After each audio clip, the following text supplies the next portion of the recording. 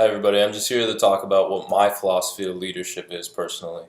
And I'm going to start off by talking about my personal definition of leadership. And my definition of leadership really has not changed from the time coming into dance class to now when we're almost about to leave dance class.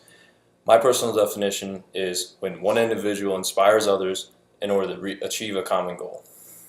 Now, the only thing about this is the followers have to willingly follow that leader. They can't be forced to follow them.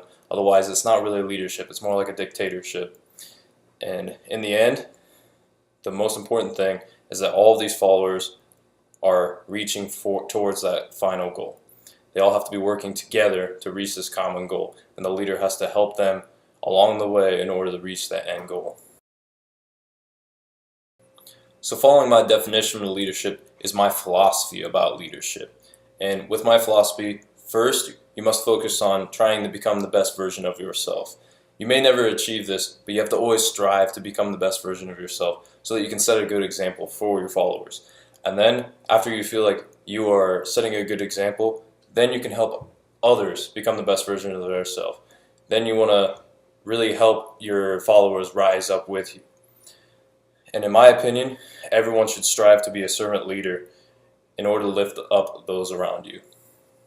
Servant leadership is very important because a leader is only as great as their followers, and the followers really reflect who the leader is and what they stood for.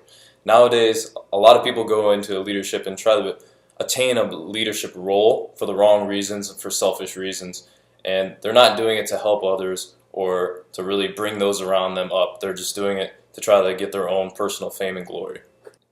A great example of a servant leader and how to incorporate servant leadership successfully, in my opinion, is Mayor Frank Klipsch.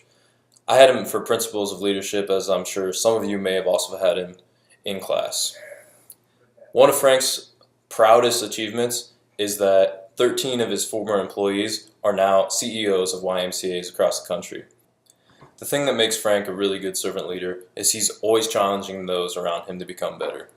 He would always challenge me to take the road less traveled and the tougher road in order to really better yourself and challenge yourself so that down the road you're not just stagnant and staying the same the whole time, but you're trying to rise up and become better. And that is why he also was able to get these employees to become CEOs of YMCAs at one point, because they wanted to go to a different area or a different region just to do the same job over and over again, but he encouraged them to stay and try to work their way up. In my philosophy, great leaders do just as Frank did. They bring those up around them, and a great leader is only as great as their followers. And that is my personal philosophy on leadership. Thank you.